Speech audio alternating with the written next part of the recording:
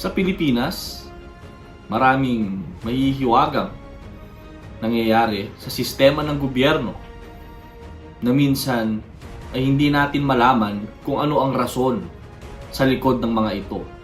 Tulad ng mga korap na politiko, mga sistemang baliko, at mga desisyon ng mga tagagawa ng batas na kung saan pumapabor ito sa kapwa nila kung tawagin natin ay elite.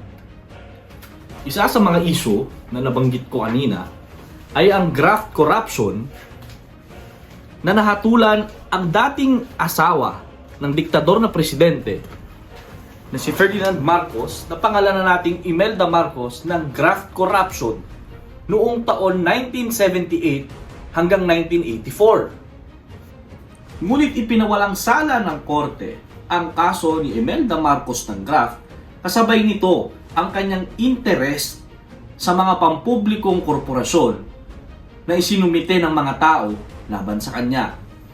Ang kaso ay nagtagal simula January 2000 at ito ay natapos ng 17 taon.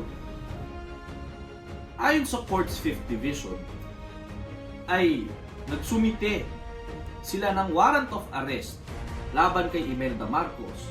Ngunit, sabi ng isang prosecutor, ay maaari daw umapila ang kampo ni Imelda Marcos dahil ito ay nasa batas. At ito ang kanilang ginawa. Dito na nga papasok ang issue.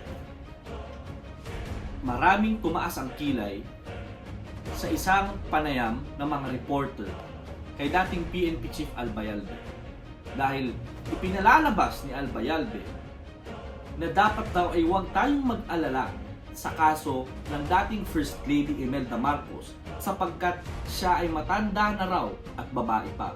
Ito ang mga mismong kataga na binitawan sa publiko ng dating PNP Chief Albayalde. Ako, sa personal na opinion ko, ako ay hindi sumasang-ayon sa ganitong patakaran at sistemang dumadaloy sa ating gobyerno. Dahil hindi hadlang o hindi rason ang edad at ang kasarinlan ng isang tao kung siya ba ay dapat hatulan ng pagkakulong o hindi. At dapat din itong itigil. Dapat may gawin ang gobyerno laban sa mga ganitong aksyon na ginagawa ng mga matataas na tao na nasa gobyerno natin. Dahil ito ay magiging rason ng pagkasira ng tiwala ng tao, pagkasira ng bayan, at ang pagkawasak ng ating gobyerno sa mata ng maraming tao, at hindi tayo uunlad sa ganitong sistemang ating itinatatakbo.